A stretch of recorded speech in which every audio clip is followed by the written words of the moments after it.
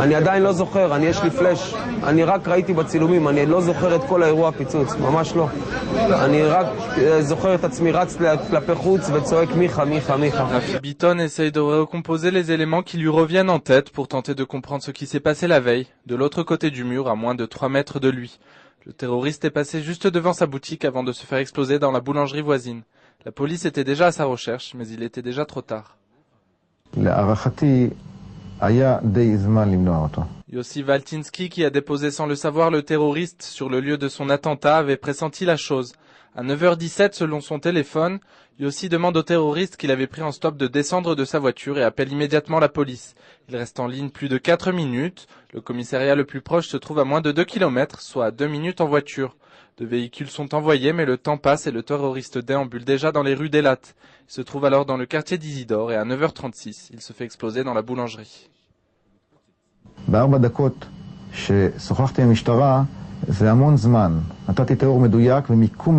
les estimations de la police également, beaucoup de temps s'est écoulé entre le coup de fil passé à 9h20 selon les enregistrements et l'explosion à 9h36. L'enquête préliminaire établit qu'entre 16 et 19 minutes se seraient écoulées entre les deux, soit beaucoup trop longtemps. Mais encore faut-il savoir ce que Yossi a expliqué à la police.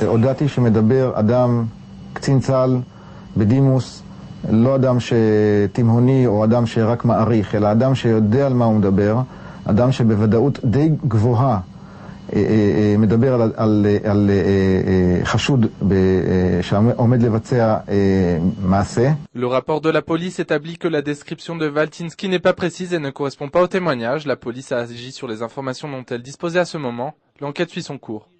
קוראים דברים כאלה, אז פתאום הכל מתעורר, פתאום אתה רואה חיילים, פתאום אתה רואה שתי מחסומים בדרך.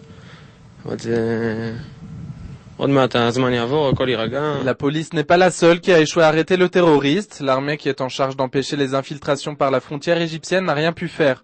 Voici la frontière égyptienne à 2 pas d'Elat. C'est par là qu'est passé le terroriste lundi. Et voici ce qu'il reste de la clôture. Notre journaliste nous montre comment il est aisé de passer d'Israël à l'Égypte.